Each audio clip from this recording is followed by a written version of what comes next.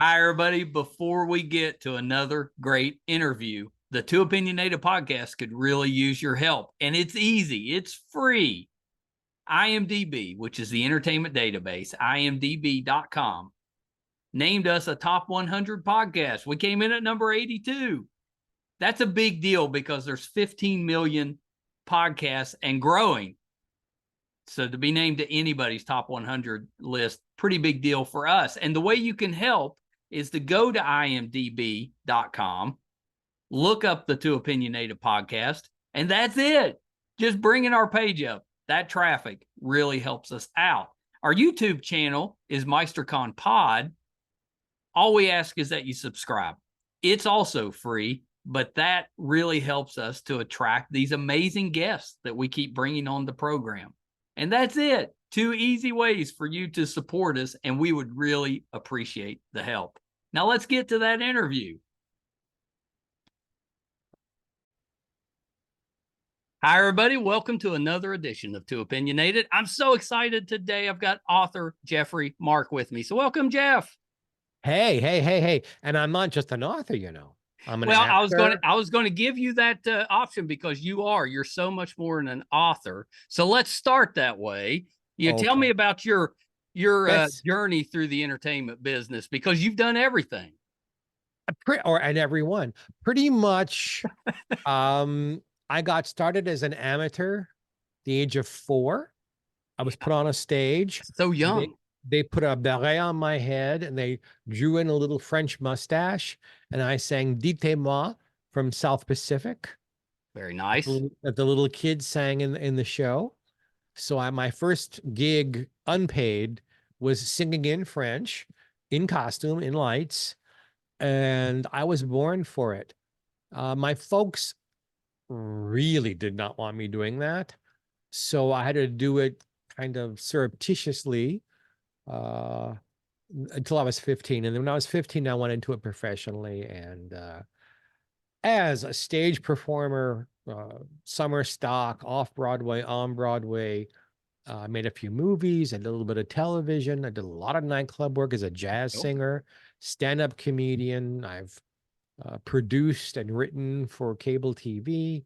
I've done some documentaries, and I host my own show. Geoffrey Mark Plays Ella, where I every week play Ella Fitzgerald Love music that. on a theme and tell you the insider stories about it, because I wrote 2 books about Ella and I actually sort of helped her out at the last little part of her life with her song choices for her Yeah. concerts.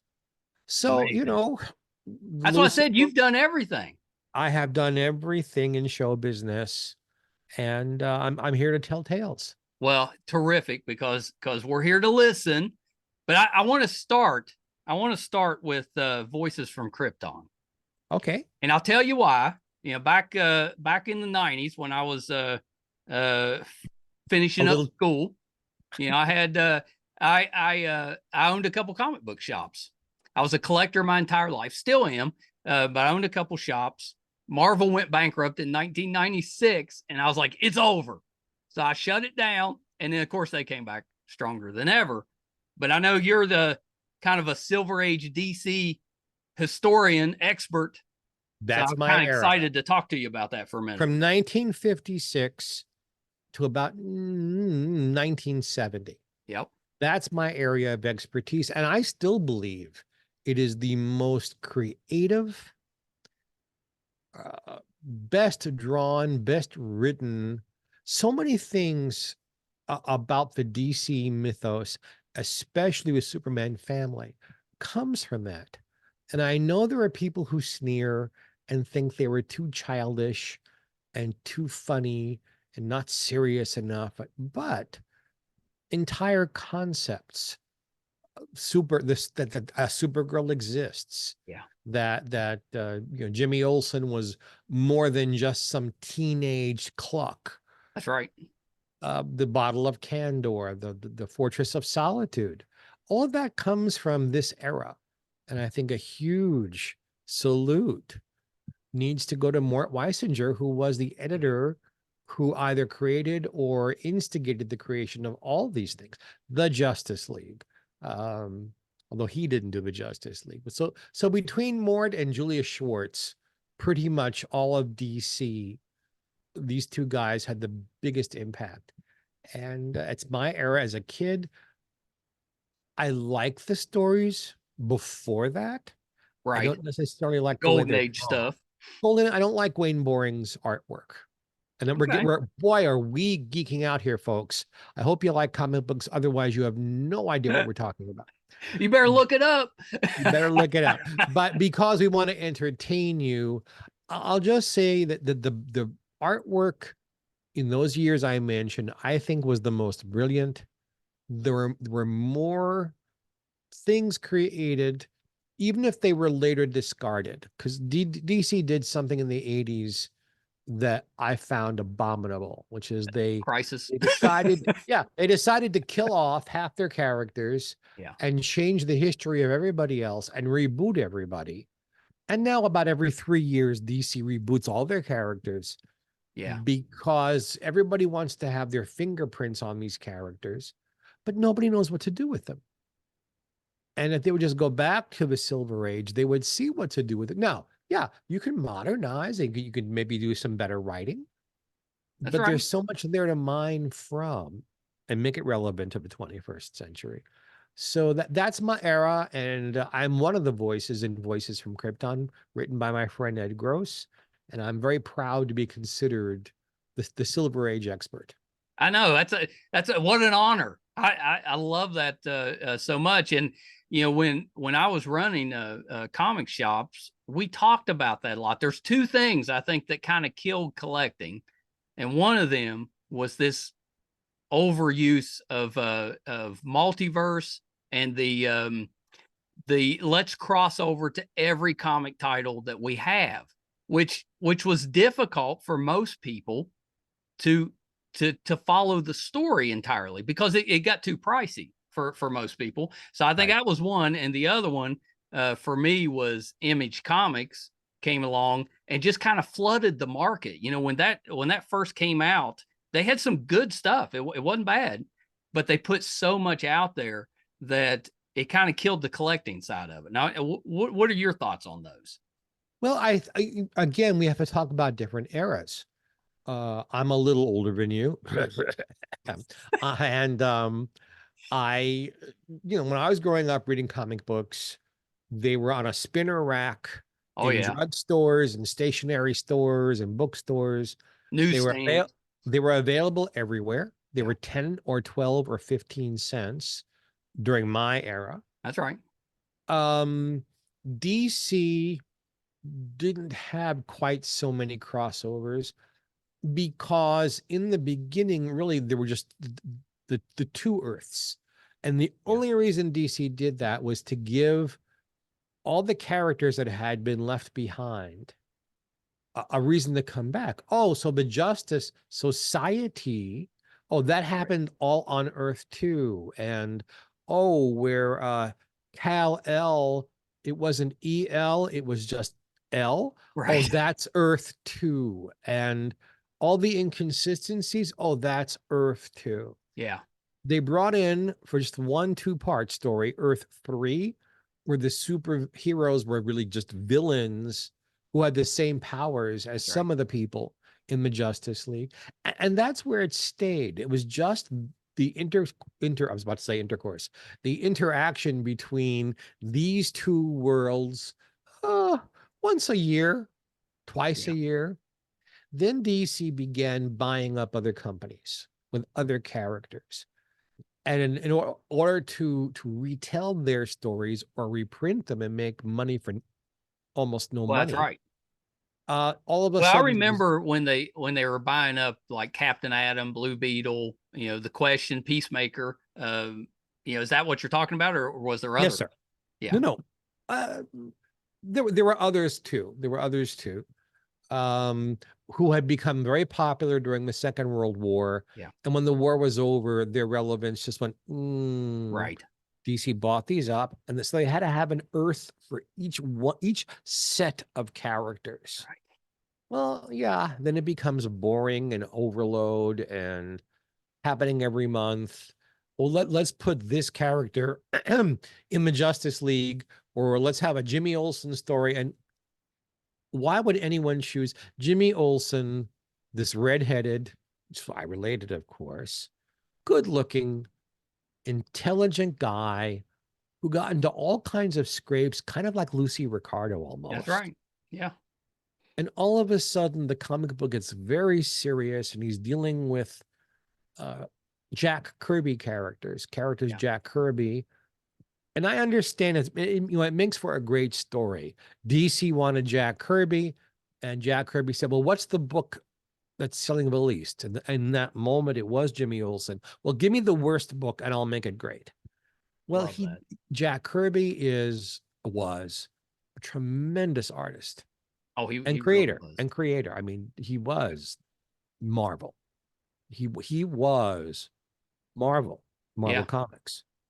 Well, then give him his own book, but don't bring down Jimmy Olsen. So it sold even less. Right. They began to try to make everybody, the big word was relevant. Right. So, they had a story where Lois Lane, in order to understand what an African-American neighborhood might be like, has Superman turn her into an African-American. Yeah. Well, I've got nothing wrong with the idea of it, but it was handled so clumsily. Yes.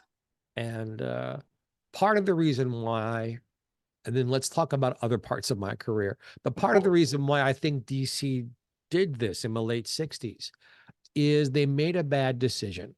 They made Carmine Infantino, who was a brilliant artist, and gave him the keys to the whole office. And his fix was, let's worry less about the storylines and let's worry more about the artwork. And let's make sure we spend lots of time on the covers, because that's what's going to make people buy the books. And then all the usual artists for all the books were taken away. Some were fired for asking for benefits. Oh, terrible. And all of a sudden, characters that had been familiar, that had one or two or three artists who always did their work, now they looked different. The writers got fired. All the people who created all that wonderful stuff I just talked about were gone. Yeah. They refired again Jerry Siegel, who co-created Superman. And I know. How do you fire Jerry Siegel? Well, and he's the one who created a lot of these innovations I'm talking about. Yeah. And the stories it was like DC was just trying to imitate Marvel. Well, but then you lose your own taste and flavor. Right. And I mean, they both stole from each other. Yes. But that period in particular, DC, you could really tell that they were trying to kind of grab onto some of Marvel's success. And I lost interest, which is why I am a Silver Age expert. Well, I'll say this and then we can move on. I love the covers from back in that era because some of them were just hilarious. Like if you look back at them now, it was always Superman was always doing something out of character, and it was just hilarious on the cover, or they'd have I have to do this, but if I do it, Lois is going to die or something like that. Right. They just hilarious. I do miss that because that kind of humor that we got during the Silver Age, it didn't always carry over as we went forward, because I was in kind of that more what they called the Bronze Age. Of course. Yeah. And I don't think and there was some good stuff there. I used to love Teen Titans back in that era. And I enjoyed some of DC's stuff up until Crisis, which it seemed like a good gimmick at the time, but then as it went on, you kind of realized that it messed a lot of stuff up. I'll give you a perfect example of how it changed. For whatever reason, the people who wrote Crisis decided that Supergirl had to go. Yeah. And that Barry Allen was no longer going to be the Flash. Yeah. They were going to bring in his protege, Wally West, to be the Flash. All right. I don't know why they needed to throw Barry Allen away. I don't know why. Supergirl was one of their best characters, and they've brought her back over and over and over Right. again because they realized they were throwing away gems. Oh, yeah. But a couple of years after all this happened, there was an issue of The Flash, and they didn't come right out and say this, but they intimated that as you turn the page to start the story, Wally West had just finished masturbating. I don't want my children. I wouldn't want Why? my Why would you children put that in there? trying to be relevant, trying to be adult. I've started to say before how I bought comic books. Yeah. Well, then the mom and pop comic book shops came in. Yeah. And then all the companies raised their prices. For $1, I could buy 5 comics when I That's was a right. kid.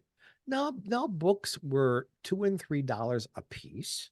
Yeah. And they weren't writing comic books for children. They were writing them for teenaged and adult comic book geeks. Yeah. And that is still who was buying comics today. You're right. And it's funny, they're not writing for children and they're not writing for baby boomers. I have a friend who owns a comic book shop, and I've suggested things he could do or sales he could have or things he could bring in to attract people like me who might have some money. That's right. Oh, no. No. The money is only made from people of this age, and Yeah, I don't agree with that. it is what it is. It Yeah. is what it is. The comic book industry, honestly, kids, he said, this is listen, Uncle Jeff. The comic book industry today exists only to keep the characters alive because they're all making all of their money off of the films. Yeah. Yeah. Because the comic books aren't selling. Superman was selling hundreds of thousands of just his book, hundreds of thousands a month. And now I think if you get a 5,000 sale on some title in comic books, you're doing well. So it's so. I mean, print medium is dying. Anyway, I just got a notice that our local newspaper that went from 7 days to 5 is now going to be coming through the mail because we don't have enough circulation for them to pay for a carrier. No, I don't remember the last time I picked up a newspaper and read it. Yeah, that's still my preferred way to read. I like holding it in my hand, but it's just a dying medium. Do you have is there a comic book that you're reading today that you enjoy? Yeah. I've tried. It's not like, oh, I'm an older guy and I like what I like and I'm not going to try anything new. I've tried. I'll go to a Barnes and Noble where some Barnes and Nobles still carry comic books. Yeah. And look through things. And I'll turn the page and like, okay, first of all, this comic book is like 15 pages long. Second of all, I think there were 6 words of dialogue. And the dialogue had nothing. That's some Todd McFarlane issues right there. And the dialogue is not funny in any way and doesn't really push the plot line forward. It's just rock 'em, sock 'em, hit 'em, as if they're trying to do panel by panel computer generated graphics. Yeah, I agree with that. And between you and me and our friends out there who are watching, I don't know that they aren't. I don't know that they're actually using artists, or they're taking some artists' stuff and using computers to actually. I'd say you're probably right. That's probably true. I would much rather watch an episode of The Adventures of Superman. Yeah. or the very good cartoons that were made in the 90s, in the 2000s, in the 2010s. Yes. Of DC characters. See those, and there is often a wink to the Silver Age of things. They reproduced, they took some stories and redid them. It's like, oh, okay, this story is an old friend of mine. They've just dressed it up a little bit. Yeah, they're the Justice League, the Brave and the Bold that they came out with in the 90s, some of the Superman stuff, the Batman cartoon, of course. I mean, all those were really pretty good for a cartoon. And they did draw on those stories quite a bit. Most of the kids watching it would have no idea. that they were drawing from those stories. But us older ones, we knew. And I tried watching the live action, The Flash and Supergirl, and then I realized I wasn't watching an episode. Yeah. I was watching an ongoing soap opera. And Yes. if you miss an episode, you don't know what's going on. Yeah, And too much teen angst in there, which is part of that's because it was all on the CW and that's kind of their model. But right. it But took, for me, it took a, like we watched, my son and I watched Flash and Green Arrow when they first came out and kind of enjoyed the first season or two, but you get worn out on the relationship stuff that not that it didn't have its place in the comics, but that was more their formula, you know, is much more of a soap opera, and it was too much for us, so we moved on. and I haven't really liked, really liked the people who have played Superman through the years. A couple of them, because of their, as it turns out, their political beliefs are just a little too severe for me. Gotcha. And a couple of them, I don't care how good you look shirtless. Right. You can't act. You know, I'm not having a date with you. I am watching to be entertained. Who's your Superman? Oh, George Reeves. Yeah. I knew you were going to say that, but yeah. Or our other friend Reeve. Yeah, Christopher. Christopher was a magnificent human being. He really was. Yeah. I As got a chance, such a loss. I got a chance to tour with him before Superman. He was touring they were trying to resurrect a new version of an old Tennessee Williams play. And it just worked out of one of those summer stock things that doesn't really happen anymore. He toured like at night. Yeah. And I was in a Robin Hood show for children in the afternoons. Nice. All produced by the same woman. I mean, whatever theater it was, we were the matinee, he was the evening show. Wow, and fun. We did it a whole summer like that. And what a nice man. And yeah, I've never heard anything bad about him. And then, you know, he went on Broadway and played opposite Katharine Hepburn. Yeah. And held his own. It's impressive. It is impressive because when you have someone who's that good at what they do, meaning Miss Hepburn, yeah, there's a chance that you kind of get pushed off. Yeah, get lost in the shuffle there. Because all the attention and spot was he was able to star quality her almost evenly. And I thought, wow, look what's happened. And then Superman happened. So I was pleased for him. You got to see, you knew it was like something was probably coming for him. Maybe not didn't know Superman, but just talent wise, something was coming for him. There is that thing called star quality. Yeah. And Chris had it. And off screen or off stage, intelligent, caring, nice, thoughtful, just wow, this is a great guy. And then a light hits him and he becomes something greater. So yeah, there was no way to go, oh, he's going to be Superman. But ooh, keep an eye on this guy. He's got it. Yeah, of course. Of course. And I hope he felt the same way about me. I'm sure he did. So you wrote the Lucy book, which a lot of people say is the Bible. Yes. So tell me about that a little bit. I am so gratified to hold this place in the Lucy world. There were a lot of books coming out in the 70s, 80s, and 90s, supposedly,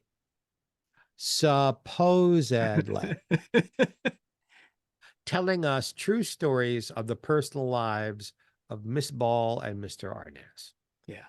And how much Miss Ball and Vivian Vance hated each other, and what a lousy person Desi was, and what an awful control freak Miss Ball was. And I would read these books and go, well, you guys, book 1, book 2, book 3, book 4, even you don't agree among yourselves about the truth or which events are which. I think one book claimed that either Mr. Arnaz tried to hit Miss Ball with an iron lug, or she tried to do it to him.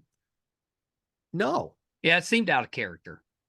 And even if some of what they wrote, and I know all these people, all these authors, I know them all, lovely human beings, happy to be friends with them, but they obscured why we love these people Yeah. in order to sell copies of books. And I thought, you know something, this is ridiculous.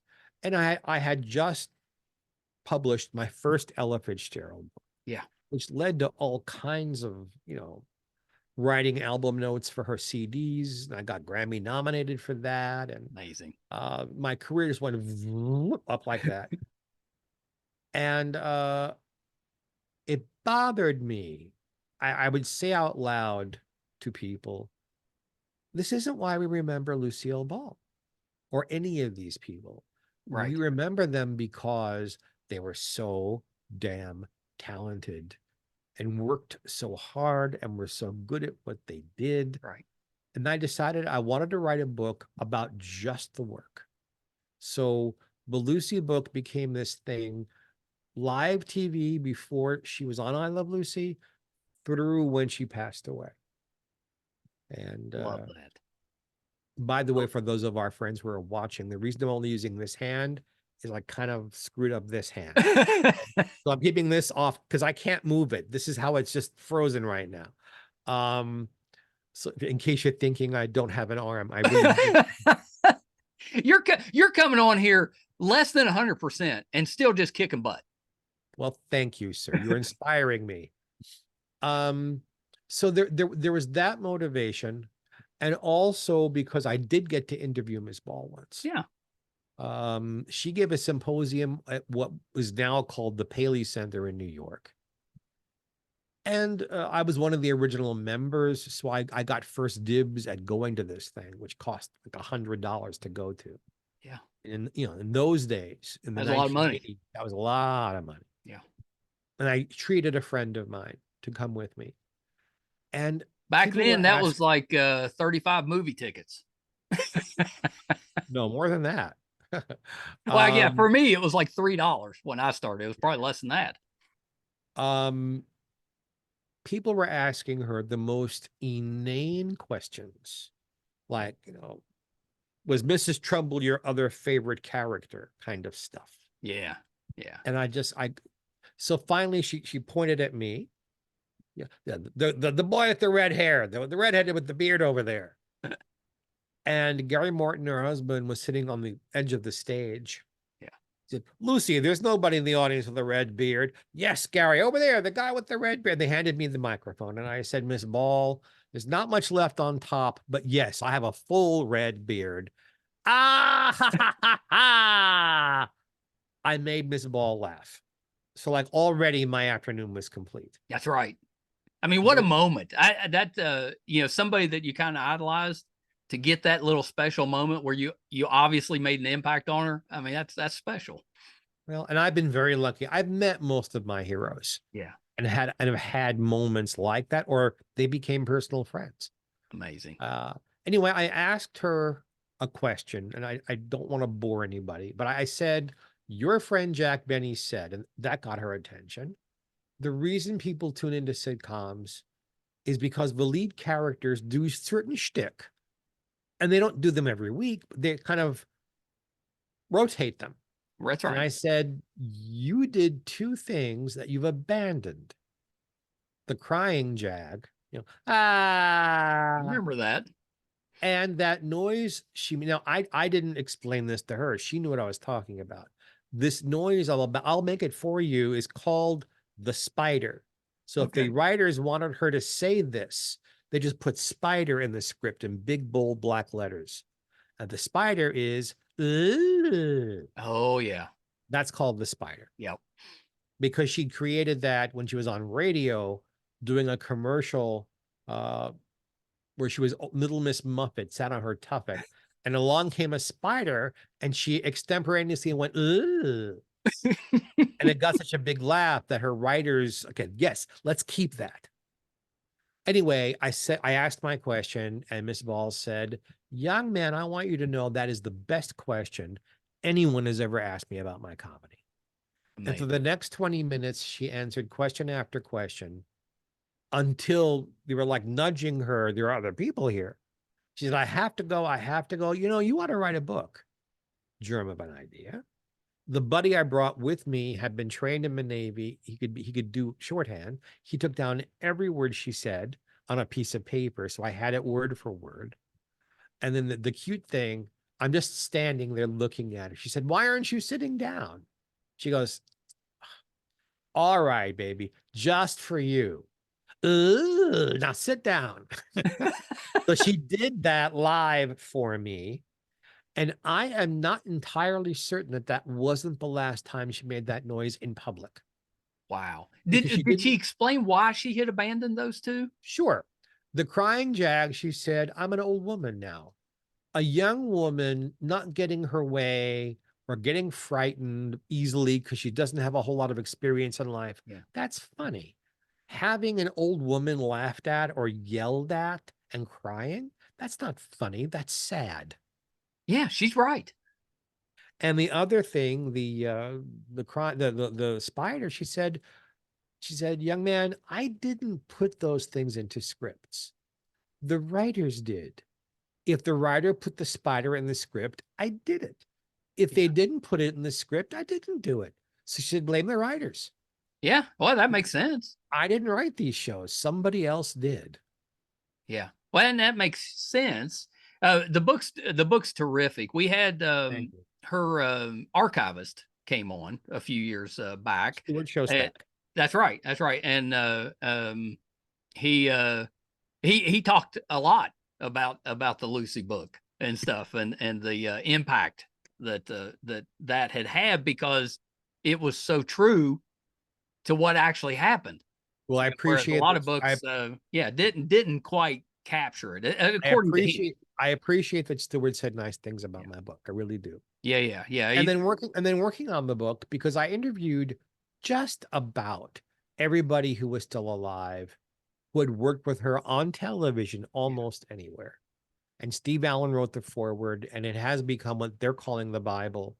And I'm so magnificently grateful how well received it has been. I am working now on the new Lucy book, which is I am adding in more interviews with people I just couldn't get to the first time. Yeah. Like Anne Margaret and Carol Burnett. Amazing. And people like that. And Fran Drescher has written a new foreword, and we're adding in the radio shows and the movies too. So it's going to be all of her career between two covers. Oh, I can't wait for that one. And I hope it is as well received as the first one. It will be. It absolutely will be. What was your opinion on like the Ricardo movie? I think, first of all, the man who wrote it is a genius. Okay. Yeah. He really is. Yeah. Now, I was a little bit on the inside of that. It wasn't that I was a complete fan just watching. I'd known some of what went into making it. That's right. And he made a creative choice. Rather than be historically accurate as to when certain episodes were filmed or how they were filmed, or he didn't try to make this an historic monument to the making of I Love Lucy. What he was able to do was bring you the real emotions and the relationships. And I think the only I don't think he did. There wasn't a whole lot of Miss Ball and Miss Vance in the film. That's right. They were close friends. It doesn't really show in the film. And Bill Frawley is shown as being a whole lot more involved with the show. Yeah. And nicer than he actually was. He was a nice man. Don't get me wrong. But he would take the scripts home, only memorize his parts, and they'd go into rehearsal and they'd do the show, and people would be laughing. And he'd ask afterwards, how come people laughed at that? Well, Bill, if you'd read the whole script, the scene you weren't in before that set it up to be a joke. That's funny. Yeah, there was even a story Vivian Vance told that he found a script in his dressing room and he said, "Hey, what's this script for?" And she said, "Bill, that's the show we just did." Come on, Bill. Vivian Vance and Bill Frawley did not get along at all, at all, at all, at Yeah. all. And it's understandable and it's funny. They had trouble finding Fred Mertz and Ethel Mertz. Yeah. For those of our friends who are watching who don't know this, I Love Lucy. Now, she didn't love Lucy. I Love Lucy is kind of sort of based on a sitcom she had on radio called My Favorite Husband. Yes. Okay. An upwardly mobile man married to a woman who wanted to have her own career. She wanted to be in society. She wanted to do things. And an older couple who kind of gave them advice and fought between themselves and gave you reasons why the younger couple were acting out.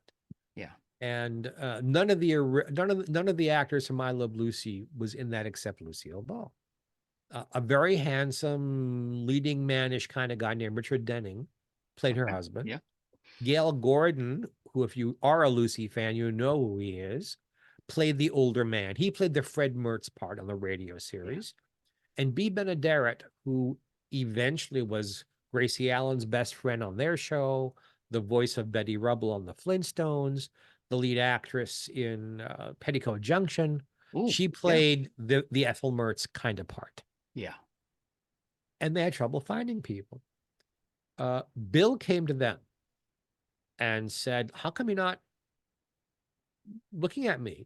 I'm perfect for this part." And he was. As Miss Ball would say later in her life, Bill Frawley was Fred Mertz. That's who Bill was in real life. And he met with Desi, and Desi, said, "Well, it's not the things these other actors do. It's what you do that they don't." meaning Bill's alcoholism. Yeah. So Bill and Desi came to an agreement that was then, of course, approved by the producer, Jess Oppenheimer, that if Bill came into work for an episode ever drunk, either rehearsal or the show itself, he'd be written out of that episode. If he did it twice, he'd be fired and blackballed. Okay. That's pretty harsh. Okay. Pretty harsh. And Bill said, "All right, but every year the Yankees are in the World Series. You have to fly me there. You have to get me tickets. You have to put me up in first class lodgings." And of course, the Yankees were in the World Series every season. I Love Lucy was on. So it was a good deal for everybody. I love that. That's the type of deals that we need in Hollywood. But Ethel was even harder. They tried, they wanted several women, and I don't want to bore you guys with names of actresses you may not recognize. Yeah. But the director of the first season, Mark Daniels, knew this woman who had been Ethel Merman's understudy on Broadway in musicals, and then became kind of a star of her own on Broadway until she had a nervous breakdown. Yeah, okay. And she was just coming back to the business after she'd gotten back on her feet emotionally. And she was doing a play called The Voice of the Turtle in La Jolla, California. And depending on who tells the story, certainly Desi was there. Certainly Mark Daniels was there. I believe Jess Oppenheimer, the producer, was there. Yeah. And then a couple of more people claim they were there also. But Desi hired her on the spot after the show was over. He said, "That's what we need." So the first day of rehearsal, Bill, to show he was steady, was there first. Desi was there. The writers were there. Mark Daniels was there. All of the crafts people who needed to be there to watch the read of the very first episode were there. Vivian comes in, reads Desi, pulls him over. He says, "Who's that old coot over there?" And Desi said, "Honey, that's the man who's going to play Fred Mertz, your husband." And she said, "Husband? He could play my grandfather." Well, Bill heard this and never, ever forgave her. Yeah, I could see that. I He could see never it. He let probably go didn't of like it. being called old. And he spent the rest of his life not doing her harm. I mean, he wasn't going to murder her or hurt her, Of course. but playing practical jokes and, Just being a little bit of an ass. yeah, that's a good way to put it. That's a good way to put it. And the writers and Jess Oppenheimer were very smart because Jess was the head writer as well as being the producer of I Love Lucy.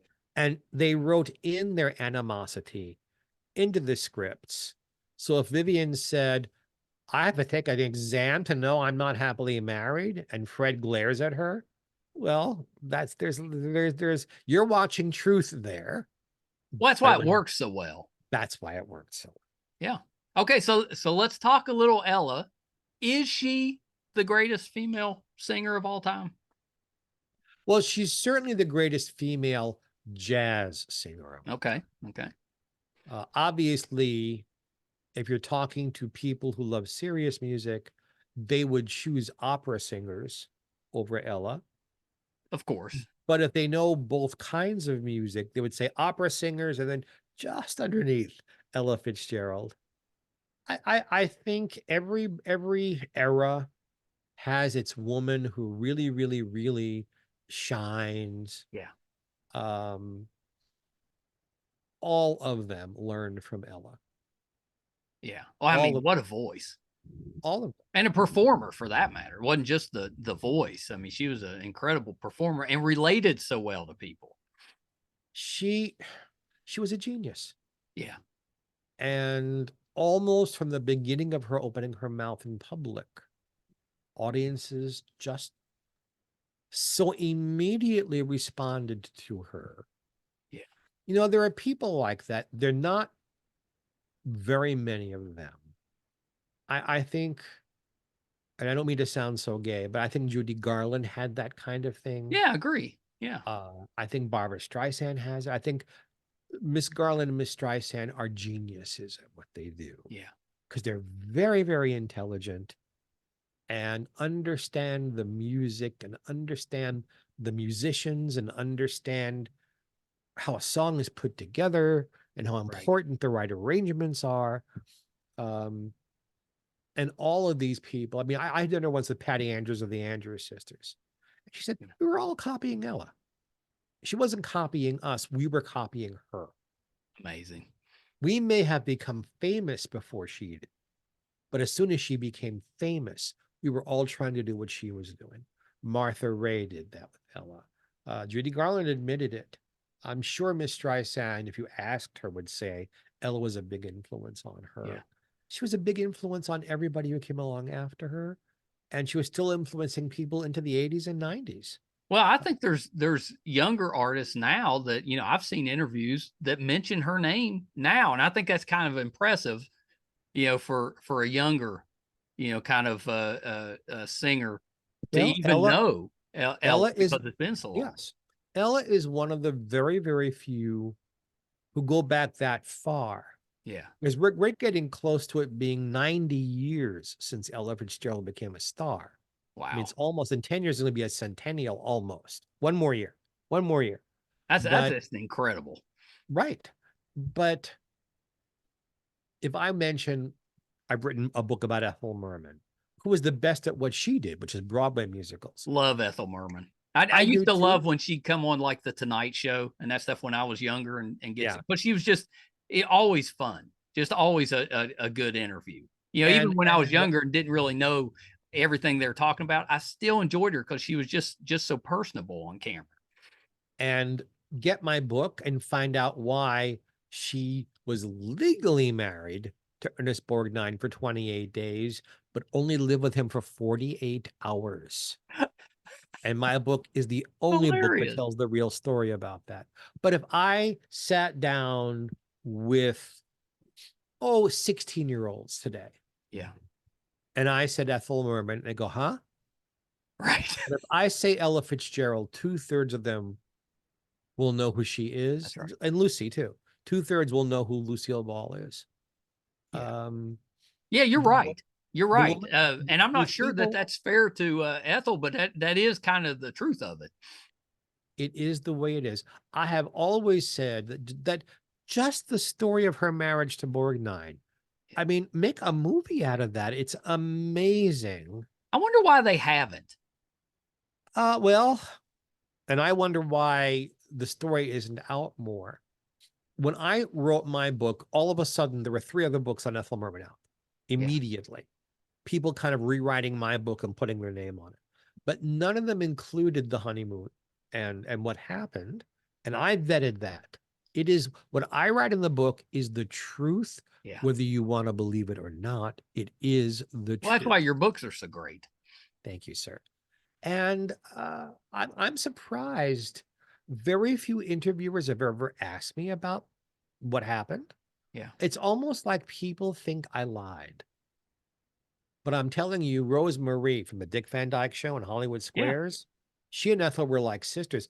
Rosie wrote the foreword for the book. She said, because I gave her that chapter to read. And I sat with her in her home, and she was turning pages. And then she looked up at me like this. She said, how did you find this out? I thought I was the only person who knew this. I said, I was right. She said, yes. And the that had to feel good. And the other person who vetted it was Lucille Ball's hairstylist, or McCousley. Really? Because there was a day when, because the Ethel Merman and Vivian Vance were close because Vivian had been her understudy. Yeah. And Ethel Merman had met Lucille Ball when she was a chorus girl doing a film in which Ethel starred. So these 3 ladies were very close friends. So they decided to have a ladies' day at Lucille's house, sent everybody away, and they got drunk. And Lucille did their hair for them. and Merman told the story. And Irma was there because Irma was the hairstylist who knew she had to be there to fix whatever Lucille Ball did, because she wasn't all that good at being a hairstylist for other people. So yeah, I got 3 different people to say, yes, I heard this, and from Ethel. Right. Borgnine, I sent Ernie a book. I never heard from him. He never ever said that's not what happened. Yeah, I'm guessing you would have heard from him if it wasn't true. What he said was, our marriage broke up because I was a bigger star than she was, and she couldn't tolerate that. Yeah. Which is not true. She'd been a big star on Broadway for like 35 years when they got married, almost. That's right. And his fame was only about 10 years long. It was really just from a couple of movies and McHale's Navy. McHale's Navy. Yeah, that's what most of us know him from, in a few of the movies. He did have some big movies. He did. Yeah. He's an Oscar winner. Yeah, for sure.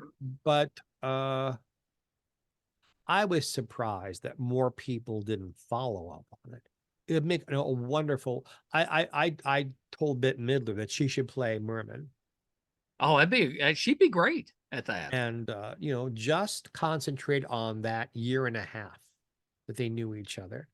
But Merman's life story would also make a wonderful. Ethel Merman in 15 hit Broadway musicals, all of them hits.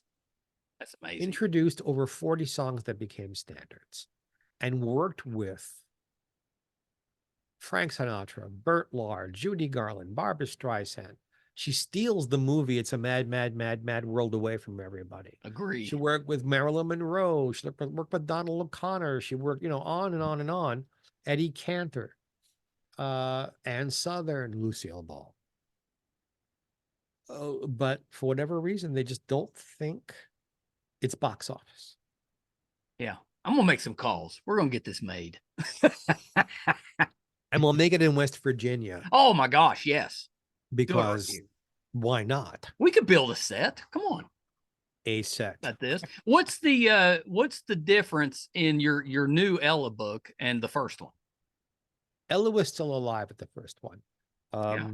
I made a promise to Ella and to her management that although I would be very, very accurate about the work, I would not write anything that would hurt her about her private life. Yeah. Well, at one point with the original book, they abandoned me. because I contacted Frank Sinatra just to talk about their work on television. I made it quite clear, nothing personal. Right. I don't care who she dated. I don't care. Just the work. Well, what Mr. Sinatra did was he called Ella's management. Well, Ella's manager, Norman Granz, and Frank Sinatra hated each other with a vehemence. It's why there was no Ella Fitzgerald, Frank Sinatra album. They both wanted to do it, but Norman wouldn't let Ella do it without him producing it, and Mr. Sinatra wouldn't do it with Mr. Grant's producing. Right. So I got a call from Val Valentine, who was the man who did all of the sound engineering on all of Ella's albums Yeah. in the 50s and 60s and 70s and 80s, up until it became digital. And he said, young man, you just screwed yourself. I said, how? He said, oh, Frank Sinatra called here. They got into a fight. I'm not even allowed to talk to you anymore. Go make lots of money, but we're done with you. And about an hour later, my phone rings. And I hear, I have Mr. Sinatra on the phone. Will you take the call? Yes. Yes, I'll take the call from Frank Sinatra. Thank you. And he said, hey, buddy, I think I screwed something up for you. I called over to Norman Granz just to make sure you were the emes. Emes is a Yiddish word for the truth, but it's also a show business word. Yeah. Emes means you're the real thing. You're Right. who you say you are and someone I should be talking to. And he said, I'm sorry. I didn't mean to do it. I was just trying to make sure I was protected. And and then he hung up. And he sent me 2 autographed pictures to make it up for me. So I went ahead with the book anyway, but I kept my promise because I try so hard to be a man of my word. Yeah. Well, good for you. And the book was a huge bestseller and opened up a whole new career for me because previous to the first Ella book, I was a singer and a stand-up comedian and an actor and different things. When a publisher came to me and said, we know you held back. We think you should redo the book as a new book and put in everything you know. And that's what I did. And the book was a whole lot longer and a whole lot more honest.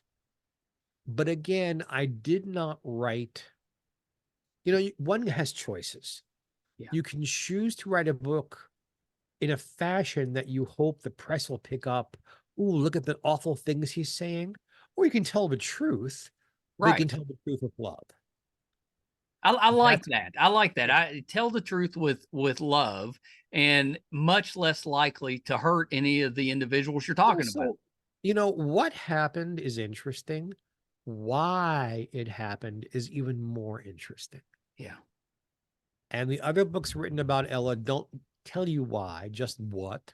They don't go into any of my, it's the reason why the Ella Fitzgerald Foundation keeps my book on everybody's desk. Yeah.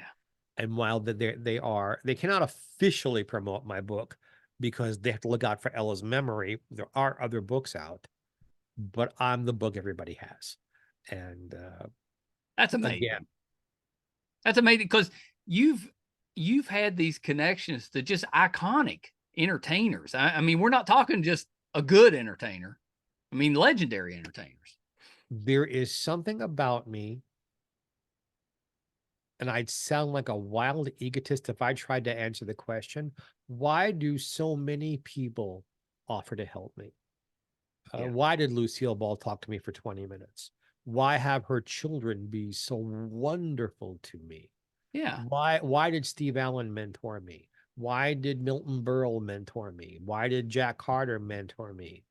The list is very, very long. I asked once my publicist, Harlan Bowl, wonderful. If you're out there and oh my gosh, business, Harlan is the best. He is the best and the most ethical human being on the planet. Yeah, love Harlan. Love. He's so easy to work with, and I love the fact that, like, if I send him an email, he always calls. He doesn't really operate with email. He prefers the conversation, and I love that. Yeah, he works 37 hours a day, 8 days a week. Yeah. Anyhow, we're having a meal together one day, I think lunch. And I said to him, what is it? We were talking because he was like, I'm amazed. He said, all the people who have helped you. He said, not that you don't deserve the help. He said, you're a very, very, very talented man. That's why I'm your publicist, which is a huge compliment. It is. This man was Bob Hope's publicist. Right. And I said, is it my talent? I'm kind of intelligent. My IQ is 163. Is it the intellect part? Good. And he kind of looked at me like a dog cocks his head. And he said, Jeff, you are so sweet and so nice and so loving and so easy to get along with. He said, that's why I think people opened up to you like that. Yeah. And he's right. I'll never, well, thank you, sir. Thank you, sir. I appreciate that. Obviously, none of us talked about my sex appeal, but hey. We haven't talked about it yet. Okay. Hey, I'm an open book. I often have said it's okay to use language. Of course. I've always said I will talk about anything in an interview except for how much money I have in the bank and how big my dick is. Other than that, and if it's for good reason, I'll even talk about that. Artistic reason, maybe. Well, since we're using language, so why do I dress like this? I was performing in Los Angeles decades ago. Yeah. And a wonderful comedian named Rip Taylor came to see me. Love Rip Taylor. Yeah. And invited me out to dinner, although he stuck me with a check. It was the best money I ever spent. And we're sitting and eating in a show business hang up that unfortunately no longer exists, called Hamburger Hamlet on Sunset Boulevard in Beverly Hills. Yeah. All of us used to hang out there. And he said, Jeff, on stage, you are magic, but you dress like a fucking accountant. And he sent me shopping. And at first it was just one sparkly hat. And I took it on a cruise, my first cruise as an entertainer. It was an enormous hit. The next cruise, I had 3 hats. Then I started buying vests to match the hat. Then wonderful Kay Ballard said, start wearing sequin scarves around your neck. And Carol Channing said, don't leave your house without your diamonds on because it works for you, honey. You got to do that. You got to press your public, how you come across, your brand. Right. Yeah. I think she even said your brand. Peter Marshall, who was the original master of the Hollywood Squares, his wife said, you should be wearing sparkly shoes. So everybody added something. And then wonderful Dawn Wells, who was Marianne on the Gilligan's Island.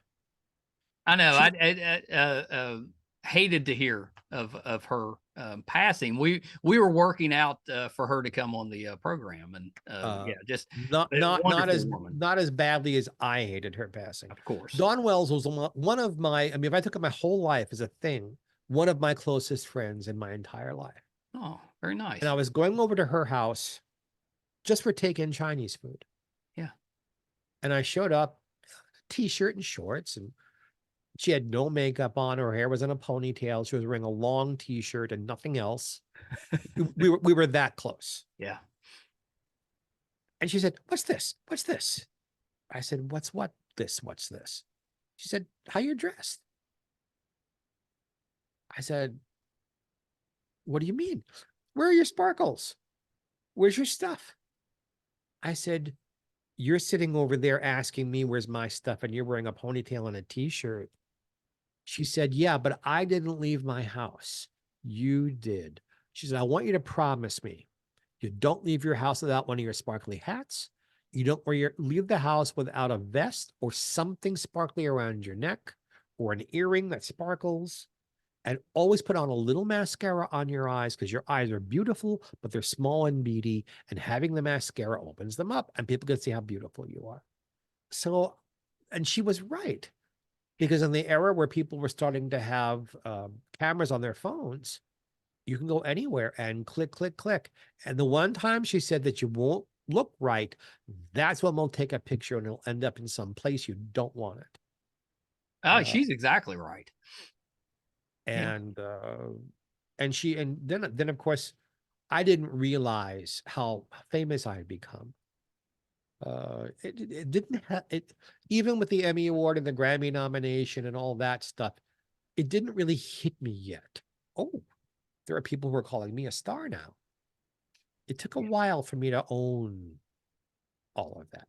Now I don't take my trash out without sparkling and looking great, and because I still do my own shopping, and everywhere I go, people stop me and talk to me, and it's helped my brand. Wonderful. You know, when I was young, I could put on a tight t-shirt and tight shorts and I get all the attention I wanted. Now I got to work at it a little bit. But just a little, just a tiny bit. I am amazed at how often people come on to me, men and women, and I'm very, very grateful. That's terrific. Well, Jeff, thank you so much for taking a little bit of time with me. You got to come back. There's so much more to talk about. Well, I told you off camera how handsome you are, I think, and how young you look. And this is a man with, can I tell them you have how many generations? This is a man with grandchildren who looks like he's about 37 years old. I'll come back as often as you ask, Harlan, I'll come back. Wonderful. And I'm so happy that you brought that back up on camera. Thank you so much. And please tune in to my radio show. Geoffrey Mark Plays Ella. It's on radio stations all over the country. And if it's not in your city as a radio show, it's on as a podcast on every platform there is. And this last week we did Louis Armstrong. This coming week, it'll be a salute to Ella and that genius jazz guitarist, Joe Pass. Wonderful. Yeah, wonderful, Jeff. Thank you so much. Before you go, where can we find you on social media? Geoffrey Mark, Geoffrey Mark on Facebook. Geoffrey Mark Showbiz on Instagram, at Geoffrey Mark on X. I'm probably coming through your electric toothbrush if you turn it on. I'm everywhere. Wonderful. Okay, Jeff, hold on one second. Geoffrey Mark, listen, he's one of the most talented people we've probably had on the program, and he was underselling himself quite a bit. I'm pretty sure he's won a Emmy. You know, he's a hilarious comedian. He can act. He can sing. Obviously, he can write. I mean, just amazing. Make sure that you check out the new Ella Fitzgerald book. The Lucy book is out there. Ethel Merman, the biggest star on Broadway, is also out there. His books are excellent. So make sure that you check those out. Thank you guys for tuning in again with us this week. Our YouTube channel is MeisterCon Pod. Please subscribe. It's free. Helps us out a ton. Our website is meistercon.com. You can find all of our episodes, audio and video there. This week, we're putting up episode 800, if you can believe that. We've been doing this about 5.5 years. All of those are on the website, meistercon.com. Thank you guys so much. Till next time. Bye, everybody.